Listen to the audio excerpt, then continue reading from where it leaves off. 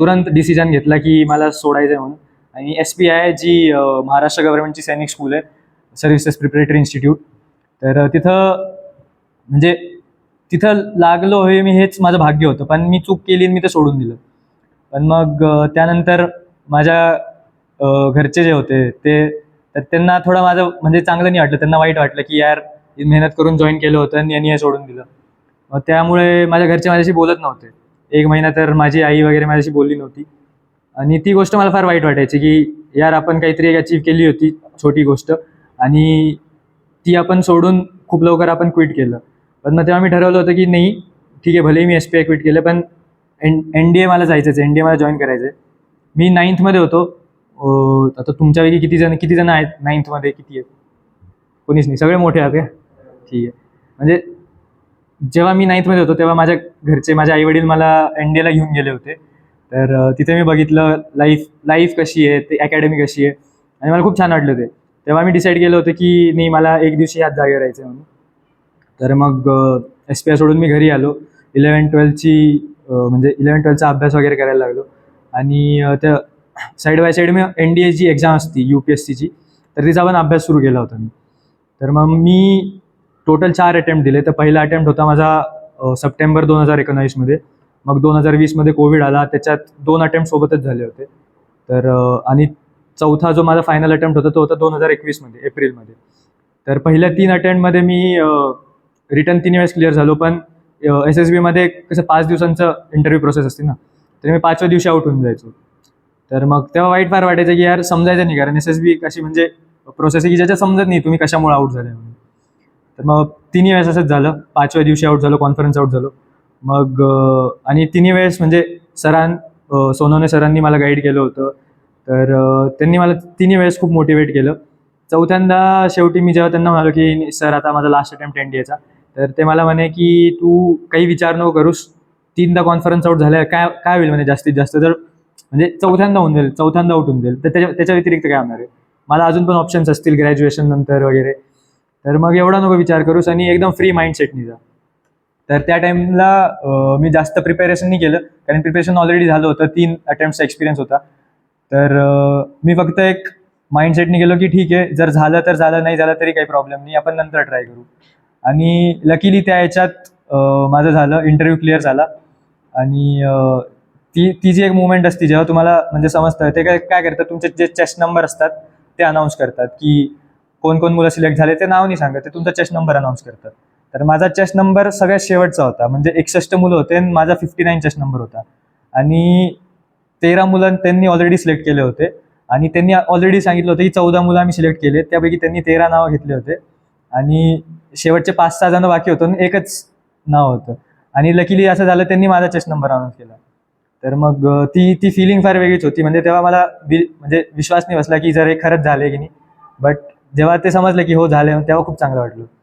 मग next day आता मी एअरफोर्सच्या इंटरव्ह्यूसाठी गेलो होतो, तेव्हा माझी नेक्स्ट डे पायलट टेस्ट होती. तर पायलट टेस्ट CPS असते ती, कॉम्प्युटराइज्ड पायलट सिलेक्शन सिस्टीम. तर ती लाईफमध्ये तुम्ही एकदाच देऊ शकतात अशी आहे.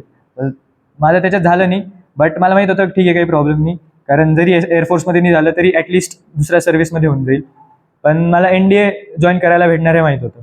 त्या गोष्टीबद्दल मी खूप खुश होतो. आणि म्हणजे माझ्या आईबाबांच्या आशीर्वादामुळे, सरांच्या आशीर्वादामुळे मी 2022 फेब्रुवारीमध्ये NDA जॉईन केलं. आणि तिथून मी 3 वर्षाची ट्रेनिंग केली. 2024 म्हणजे मागच्या वर्षी नोव्हेंबरमध्ये मी तिथून पासआउट झालो. आणि आत्ता जानेवारी 2025 यावर्षी मी इंडियन मिलिटरी अकॅडमी डेहराडूनला जॉईन झालो. आता माझे ट्रेनिंगचे 4 वर्षाची ट्रेनिंग असते, त्याचे शेवटचे 6 महिने बाकी आहेत. मी 11 तारखेला आत्ता जाईल परत, सुट्टी चालू होती माझी सध्या. तर शेवटचे 6 महिने झाल्यावर मग मी इंडियन आर्मीमध्ये लेफ्टनंट म्हणून कमिशन होऊन जाईल. तर ही होती माझी एक जर्नी थोडक्यात. आणि तुम्हाला सगळ्यांनी मी एकच सांगेल की तुम्ही जे हे क्षेत्र निवडले, ठीक आहे, हे खूप चांगलं क्षेत्र आहे, खूप चांगली फील्ड आहे. नवीन तर नाही म्हणता येणार, पण आपल्या इथलच्या मुलांसाठी आहे नवीन. कारण आपल्या इथलचे जे पण कोणी सैन्यात जायचे आधी, तर ते ॲज अ जवान म्हणून जायचे. आपल्या इथलचे जवान तुम्हाला खूप सापडतील, पण ऑफिसर्स तसे कमी आहेत कंपॅरिझनमध्ये. जर तुम्ही बाकीचे स्टेट्स घेतले, उत्तर प्रदेश, हरियाणा वगैरे, तर तिथले जास्त मुलं आहेत.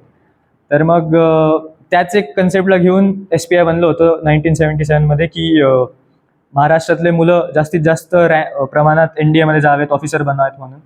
आणि SPI चांगलं काम करते. बट तुम्ही जे निवडलंय, तुम्ही जे डिसाईड केलंय की नाही मला पण भारतीय सैन्यात अधिकारी म्हणून लागायचंय, खूप चांगला डिसिजन आहे. कारण बाहेरच्यापेक्षा खूप वेगळी लाईफ आहे. आता तुमच्या वयाचे मुलं शक्यतो बाहेर काय विचार करतील, मला इंजिनिअरिंग करायचे, मेडिकल करायचे किंवा फार तर फार CA करायचे. पण ह्या लाईफमध्ये म्हणजे NDA मध्ये गेल्यानंतर किंवा डिफेन्समध्ये गेल्यानंतर तुम्हाला एक तर पहिली गोष्ट तर खूप रिस्पेक्ट मिळेल. दुसरी गोष्ट जर पैसा बघताल तर पैसा पण आहे, व्यवस्थित आहे, असं पण नाही की कमी आहे. गव्हर्नमेंट जॉब आहे, सेंट्रल गव्हर्नमेंट जॉब, तर जॉब सिक्युरिटी राहील तुम्हाला. आणि सगळ्यात मेन म्हणजे की एक बोरिंग लाईफ नाही राहणार. आता तुमच्यासारखे मुलं ज्यांना जर समजा खेळाची वगैरे आवड आहे, तर तिथे तुम्ही खूप गेम्स आहेत जे खेळू शकता. तुम्हाला नवीन नवीन ॲक्टिव्हिटीज करायला मिळतील, स्विमिंग करायला मिळेल. जसं मी म्हणजे तुमच्यासारखेच एकदम सर्वसामान्य घरातून आहे, मिडल क्लास बॅकग्राऊंडमधून, तर मी कधी स्विमिंग केली नव्हती आणि मला भीती पण वाटायची पाण्याची. स्विमिंग मला येत नव्हती. त्यानंतर हॉर्स रायडिंग, खूप असे वेगवेगळे स्पोर्ट्स होते जे मी कधी खेळले नव्हते. बट तिथं गेल्यानंतर मला हे सगळं करायचा म्हणजे एक चान्स मिळाला. स्विमिंग शिकलो मी तिथे जाऊन. त्यानंतर तिथे एक 10 मीटर जम्प म्हणून एक कन्सेप्ट असतो. तर मला ना हाईट्सची लहानपणी फार भीती वाटायची. तर मग तिथं 10 मीटर जम्प म्हणजे काय असतं, 10 मीटरवरून तुम्हाला काही विचार न करता खाली स्विमिंग पूलमध्ये उडी मारायची असते. तर आणि ती टर्मच्या स्टार्टिंगला करवतात. तर आता मी ती 5-6 वेळेस केली आहे म्हणून मी म्हणू शकतो माझी ती भीती गेली आहे पूर्ण. परत हॉर्स रायडिंग मला करायला भेटली तिथे. खूप म्हणजे डिटेलमध्ये शिकलो मी तिथे हॉर्स रायडिंग वगैरे. खूप नवीन नवीन games, football, basketball, volleyball, hockey, tennis, खूप नवीन नवीन गेम्स मला खेळायला मिळाले तिथे. तर ऑल इन ऑल मी म्हणेल की खूप चांगली लाईफ आहे, खूप मस्त लाईफ आहे, रिस्पेक्ट खूप आहे. आणि फक्त एक हे की आता डिमांडिंग आहे ती लाईफ तेवढीच. ठीक आहे, म्हणजे ती जर तुम्हाला काही देते ती लाईफ, तर ते तुमच्याकडून रिटर्नमध्ये पण थोडंफार तर घेईलच ना. तर फिजिकली चॅलेंजिंग आहे, बट मेंटली पण चॅलेंजिंग आहे. आणि तुम्हाला असं वाटेल की आता काही जणांना अभ्यास नसेल आवडत, तुम्हाला असं वाटेल की नाही तिथं गेल्यानंतर अभ्यास वगैरे बंद होऊन जाईल, तर असं काही नाही आहे. ठीक आहे, मेंटली प्रिपेअर्ड राहा, तिथं पण अभ्यास आहे आणि खूप अभ्यास आहे. बट इन दी एंड म्हणजे दिवसाच्या शेवटला तुम्हाला एक सॅटिस्फॅक्शन राहील की तुम्ही काहीतरी चांगलं करताय. आणि मेन म्हणजे ज्यांची कोणाची इच्छा असेल की देशाला सर्व्ह करायची, देशासाठी काही करायची, तर त्यांना ते पण करायला मिळेल. जे समजा मी म्हणेल की बाहेरच्या लाईफमध्ये तेवढं नाही करायला मिळणार. बाहेरच्या लाईफमध्ये लोक काय विचार करतात की नाही जॉब स्टॅबिलिटी पाहिजे, पैसा पाहिजे. तर अशी थोडी वेगळी लाईफ आहे. आता आता मी हर्षवर्धनला इन्व्हाइट करेल, तो त्याची स्टोरी सांगेल. आणि तो तुम्हाला थोडं डिटेलमध्ये सांगेल की कारण तो रिसेंटली SSB क्लिअर झाला आहे. ठीक आहे, मला SSB पास होऊन 3-4 वर्ष झाले, एक्झाम देऊन पण 3-4 वर्ष झाले. तर मग तो त्याचा रिसेंट एक्सपिरियन्स सांगेल की एक्झामसाठी त्यांनी कसं प्रिपेअर केलं वगैरे. त्यानंतर मग आपण डाऊट सेशन वगैरे.